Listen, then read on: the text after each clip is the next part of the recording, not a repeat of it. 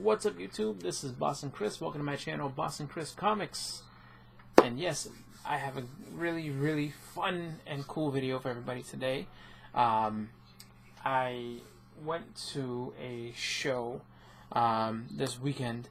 I have been talking about it for a while. The show, the Little Giants old school comic show that they do, and it's put on by a comic shop called Little Giant Comics, and you know they really did put on a really awesome show for really just when I think about everything surrounding it, it wasn't a really expensive show to get into. You know, regular admission was $10.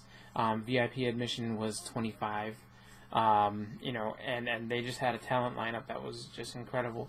So I have to say that I went last year, was really happy and really impressed. Got some awesome deals and some books, and then got to get some pretty good books signed, and had a really great conversation with Al Milgram last year because he was the headliner. And this year they had they had Al, in addition to a few other pretty big names in comics, with Mike Royer, who was he worked with Jack Kirby for a long time as his inker. Then they also had Sam De La Rosa, who everybody's familiar with for his work with Mark Bagley on Spider-Man and Venom and stuff. And then also the big headliner of the show, which was Jim Steranko, which I have to say, Jim Steranko is easily one of the coolest, just most interesting people I've ever met. He had some amazing stories about Stan, about just comics in general. You can tell that he's kind of he really knows art, and just has kind of his style of for everybody who knows him and knows his work, his style of art and his covers really tend to stand out. He was big in the Silver Age with just some really just amazing work on the Nick Fury title, and other stuff too that he did. He worked on Captain America, he worked on the X-Men. I mean, he was all over the place, just doing all these different covers, showing all these different things off, and just really kind of taking the time to kind of be just so much more different than everybody else that was out there, so he really has some fun stories. And he had talked to me about me and everybody online. Like, he was just a super cool guy, and if you came up to, just standing in line, he interacted with everybody. He wanted to be involved with everybody, just talking to them and getting them into things, and just kind of he had whatever book you brought him, he had a story that went along with it, which was really cool. Like, you could tell, he had so many different stories for everything that went on. He had told stories about Nick Fury books, and stories about like X-Men books, and just what they're doing. And then even the newer stuff, the Batman, the Detective 1000 cover and the Superman 1000 cover. He actually had gone ahead and done both covers for these upcoming 1000 issues that came out this year. And it was pretty cool, like the way his take on what he had done with them was just really cool. And he's like, yeah, like, this is why I did this, and you don't see anybody doing this type of stuff, because no one, not that he was trying to toot his own horn or nothing like that. He was just saying, his approach to it is just that he doesn't want to kind of blend in with everybody else. He just wants to stand out amongst the crowd and kind of give you something that you like, present the obvious, but then have little hidden tricks and stuff, like artistic tricks and stuff like that you don't quite get, or you have to be an actual I guess well-established artist to kind of figure out. So it was pretty fun hearing him talk about that type of stuff. So let me go ahead and show you some of the books that I got signed, and then also some of the books I picked up, because it was a good con and I had a really good time. So I'm going to start off. First and foremost, we have a book that was worked on by Sam De La Rosa that isn't that Venom series that everybody's into, the Lethal Protector. I do have that whole series. I just couldn't find it. Not gonna lie to you, it's somewhere in my boxes, and I just wasn't able to pick it up. But I did end up finding something else that I thought was kind of cool, and definitely something that I am proud to actually own. And something that's kind of fun to bring up. I always find that it's fun if you have a comic that somebody worked on that's not really the something that stands out or something that's just like majorly known by them. It's fun to bring that up to them because they you get a good conversation out of it. So I brought him G.I. Joe number 54. So Sam worked on this book and try to hold it in the light. So he used a silver pen on this. His signature is really nice. I mean, it's the only G.I. Joe book that I have that's been signed, which is really cool.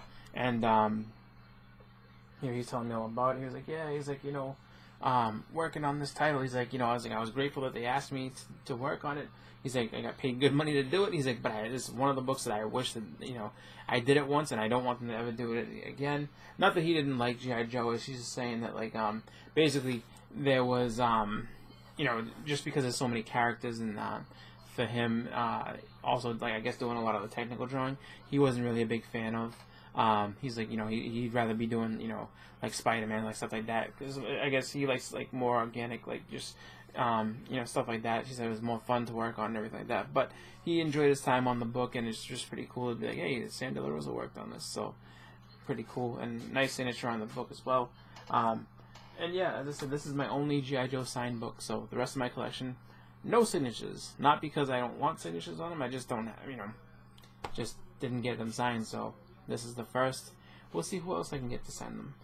Next up, we have a book signed by Mike Roya. And this actually is kind of a fun one. So we have What If, and this is the original Fantastic Four, or the Marvel bullpen have become the original Fantastic Four. And Mike Roya signed right on Stan Lee's arm there. And this was a book that I actually wanted to get Stan Lee to sign. Unfortunately, I didn't have the money to be able to see him when he came to Boston Comic Con. But I wanted him to sign this book just because he's actually in the book, and so is Jack Kirby. Jack Kirby's the thing in this book, and really fun book to have, and just fun that he kind of signed it. Mike Roy is a funny guy. He made a lot of jokes and everything, and he's a really really good artist. It's something that you wouldn't think, but inking for Jack Kirby, I mean, he was really just a good artist, and he has some great stuff that's outside of just being the regular run-of-the-mill Kirby stuff. Like, he's also, does a lot of Disney stuff, kind of like just like reproductions of Disney characters and stuff like that. So he's a really, really good artist and really good guy. I also got him to sign my Machine Man #1. Really cool book there. Next up, I got him to sign Eternals #7. So I quietly have been picking these up. I got these before the show, but I just haven't shown them. Just because when I saw that Mike Roy was going to be there, I figured, well, I can just show this off. So this is a pretty cool one to have. This one here is so the first appearance of the One Above All, Esson the Searcher, Jeremiah the Analyzer, what's his name? Tefral the Surveyor, and Nizar the Calculator. So a bunch of different Celestials in this one. Pretty cool book to have. Esson the Searcher, he's not on... I don't think that's him on the cover. Might be. Like, I think Esson has kind of like the multiple eyes, but he's the guy that you see with the Power Stone in Guardians of the Galaxy when they're just going over, Power Stone and what it's all about. Next we have Eternals #5. This one is the first appearance of a bunch of other characters as well. So the first Makari, first Domo, first Thena, first Zerus, and first Geminon. So another cool book to pick up. Next up we have again the books that I said came from the man himself, Jim Steranko. Jim Steranko is really cool. Again, super cool guy. Has a really cool signature, and just a bunch of different stories. Another guy brought up a Nick Fury #4, and that's the one that's kind of all black and white and has the Shield logo with bullet holes in it. And he was talking about how initially when he brought that cover over, Stan Lee kind of gave him a little bit of trouble about it. And he was like, "Hey man, look," he's like, "you got to do these more like curvy, do them more like more like Romita, like do more in the Marvel style, and there's no color in this. It's drab and da da da." And I guess they would have like the layouts for the month and just show like all the books that were coming out. And he, I guess, had said to Stan, they had gotten in a little bit of an argument, but he's like, look at all these other books. They're all shouting for attention. He's like, when everyone's shouting, you can't hear anything. Nothing gets heard. He's like, I thought this was the house of ideas. Why am I the only one with ideas? That was his little quote there. And then he's like, look, I'm going to tell you something. He's like, this cover here, he's like, it doesn't have all that crazy colors and stuff. It's just got, the image itself. He's like, the black and the white. He's like, this is going to be the one that sells everything. Because once you get it, people are going to pick it up and, it's in their hands. And that's 50% of the sale. He's like, argue with me. And then the guy that was standing in front of me was like, he's like, no, that's what I said to Stan. I told him to argue with me. He couldn't. He's like, I won the argument. I was like, all right. And then he went ahead and was also... gave him a second book to sign, and he had a funny story with this as well. So, X-Men 49, so the first appearance of Lorna Dane, not in the Polaris costume, but, just her as, Lorna Dane, and he signed right under the Angel's wing there, and he was saying that, like, he's like, this logo, he's like, he's like, I said it back in the day, 50 years ago, that logo's garbage. He's like, and so he went to Stan and he told him that he didn't like it and he wanted to change it. And so the next issue, if you pick up issue number 50, you have the X-Men title, the X-Men logo that we know, where it kind of pops out, and it's just the block lettering of the X-Men, not this one where it just just says the X-Men, kind of like this. It's like that actual like 3D image almost. And so he said that he was the one that actually came up with that. So he never got paid for it. And he's like, if I had a quarter for every time that logo's been used from the time I invented it to the time till today, he's like, you and I would be in Jamaica sipping on pina coladas right now. I was like, oh my god. he is really a cool dude and a funny guy, man. He was awesome to talk to. If you have the chance to meet Jim Steranko, go ahead and talk with him. It's a treat. And honestly, if you're in line, you have no choice. He's going to talk to you. Like, he's just a really, really cool, really outgoing guy. And he's a throwback to an old era, and you can tell that he's, really kind of just, he's just a really cool guy. And, like I said, it was a real treat to go ahead and meet him. So I'm thankful for that. Those are the books I ended up getting signed. Now let's show some of the books that I ended up picking up. So, start off here, and I'll even show you that little X-Men logo that I was talking about. So, we have X-Men 54. So this is the logo, this is the popped out logo that, Jim Steranko, I guess, created. This is it. So, and this is, all these years later, that's what stuck. So this is, I think, the first full appearance of Onslaught. Not the cameo or anything like that. Not Xavier pretending to be Onslaught, just like that's actually no, I think this is the one where he kind of, the Onslaught character is kind of coming through more so than being shown, but that's alright. It's still a good book to have. You never know with everything going on, and the resurgence of the MCU, what they're going to be doing with that.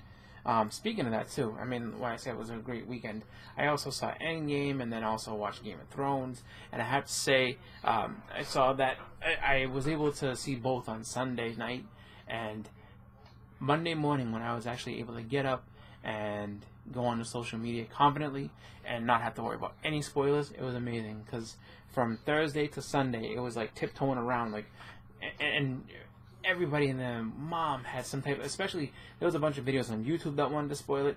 Spoilers here, review this, review that, spoiler this, spoiler that. The thing that everybody missed in Endgame, blah, blah, blah, blah, blah, blah.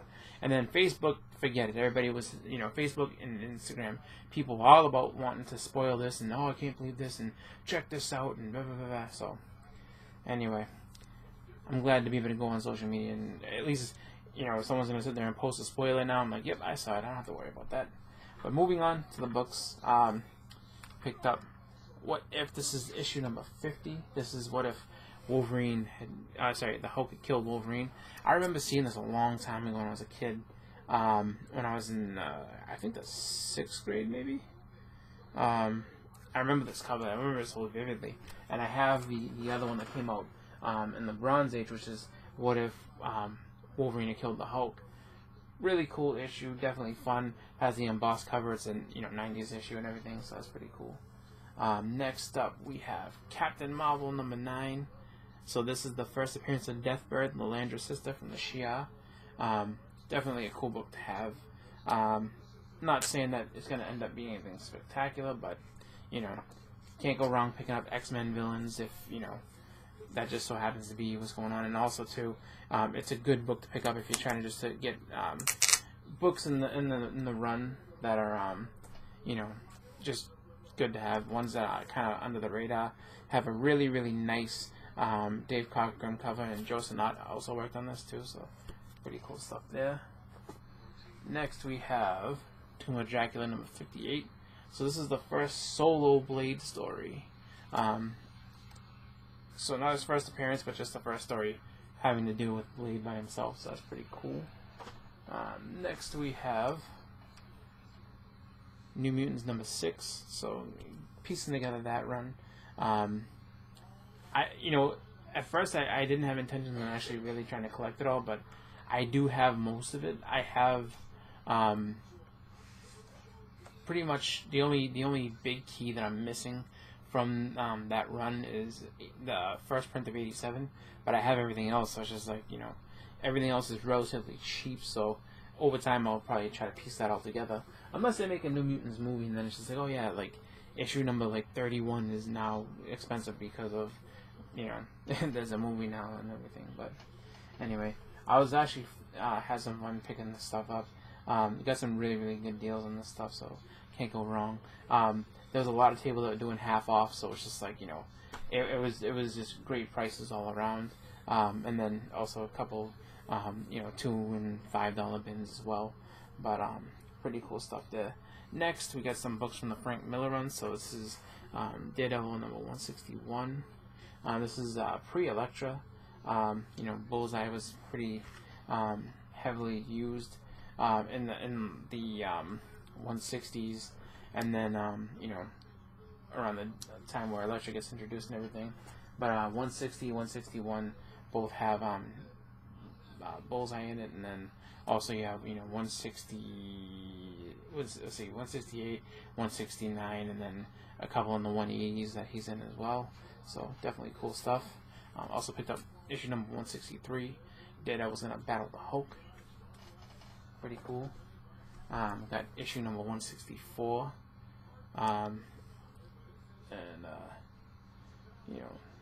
Looks like battling Jack in this one. After he gets shot, kind of Daredevil reliving the trauma of his dad being killed. And then finally we got issue number 196. So this is further on in the Frank Miller run. And this one, again, half off, so got it for $4. Not too bad. Overall, it's in really good shape too, so I'm happy about that.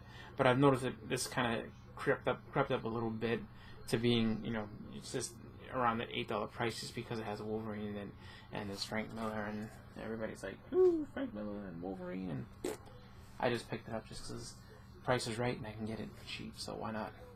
Next, we have X-Men issue number 163. So this is the issue before Carol Danvers becomes binary. This is, so basically what happens in this issue is that she basically gets implanted with the Brood. Basically she gets turned into a Brood, basically, and then that, I guess, alters her to the point where she's her body just basically changes into binary because the powers that she has, you know, the Kree power and everything like that she got from Marvel kind of, you know, reacts with the transformation that she has, and then she becomes binary. So pretty cool. Definitely a good book to have. Next we have pretty cool stuff here. Like I this is a fun cover, and this is I want to say has a bunch of different artists that worked on it, but really cool cover, and that is Star-Lord Special Edition. So this I think is just kind of a one shot, and you know, kind of just goes to the life of Peter Quill. Picked this up for $3. Not upset about that. I thought that was a pretty cool buy to have, and just, you know, kind of an under the radar book if you like Star-Lord. Pretty cool stuff. Next up, have some Amazing Spider-Man, so issue number 188. Then we have Amazing Spider-Man number 268, and this is a connecting cover, I think, with Spectacular Spider-Man, where you have this side the black costume and the other side's the red and blue costume. So I have to get the other one so I can show them together and have the connecting cover. Next we have this is issue number 255. So really start of that whole the regular continuity Venom suit. So this is the third issue in from that. Pretty cool. I'm actually really happy about these two next books that I was able to pick up. I was able to actually finish off my Watchmen run. I was able to pick up the 2 issues that I needed, which was issue number 10 and issue number 11. So now I am complete with my, I have 1 through 12 complete of Watchmen. So I have a full run of Watchmen, which is awesome.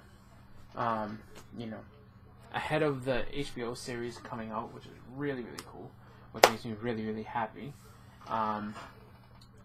But that's not all. I was able to get a couple more books, and these ones, well, I didn't get these at the con. I just bought these, like I said, I bought them ahead of the con, and I just for money wise, I didn't want to spend a ton on signatures, even though like I had picked up some stuff, and basically something that happened a little earlier in the con kind of prohibited me from, you know, money wise from getting some extra signatures and stuff. So I want to show we have this is channels number 9.